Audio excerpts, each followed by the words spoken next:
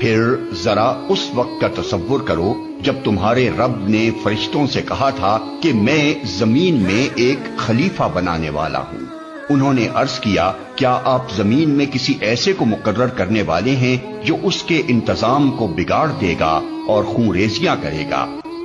آپ کی حمد و ثنا کے ساتھ تسبیح اور آپ کے لیے تقدیس تو ہم کر ہی رہے ہیں۔ فرمایا میں جانتا ہوں جو کچھ تم نہیں جانتے۔ اس کے بعد اللہ نے آدم کو ساری چیزوں کے نام سکھائے، پھر انہیں فرشتوں کے سامنے پیش کیا اور فرمایا اگر تمہارا خیال صحیح ہے کہ کسی خلیفہ کے تقرر سے انتظام بگڑ جائے گا تو ذرا ان چیزوں کے نام بتاؤ۔ انہوں نے عرض کیا نقص سے پاک تو آپ ہی کی ذات ہے، ہم تو بس اتنا ہی علم رکھتے ہیں جتنا آپ نے ہم کو دے دیا ہے،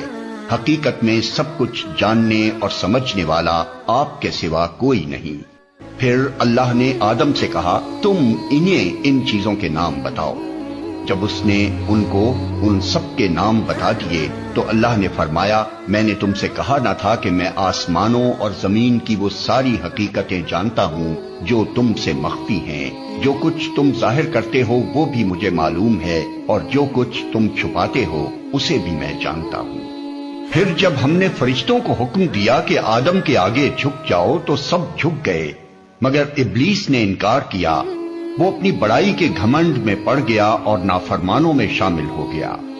پھر ہم نے آدم سے کہا کہ تم اور تمہاری بیوی دونوں جنت میں رہو اور یہاں بفراغت جو چاہو کھاؤ،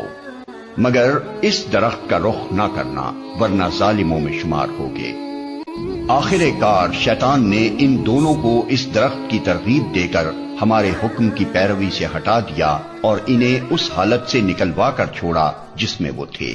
ہم نے حکم دیا کہ اب تم سب یہاں سے اتر جاؤ، تم ایک دوسرے کے دشمن ہو اور تمہیں ایک خاص وقت تک زمین میں ٹھہرنا اور وہیں گزر بسر کرنا ہے۔ اس وقت آدم نے اپنے رب سے چند کلمات سیکھ کر توبہ کی جس کو اس کے رب نے قبول کر لیا کیونکہ وہ بڑا معاف کرنے والا اور رحم فرمانے والا ہے۔ ہم نے کہا کہ تم سب یہاں سے اتر جاؤ، پھر جو میری طرف سے کوئی ہدایت تمہارے پاس پہنچے تو جو لوگ میری اس ہدایت کی پیروی کریں گے ان کے لیے کسی خوف اور رنج کا موقع نہ ہوگا، اور جو اس کو قبول کرنے سے انکار کریں گے اور ہماری آیات کو جھٹلائیں گے وہ آگ میں جانے والے لوگ ہیں جہاں وہ ہمیشہ رہیں گے۔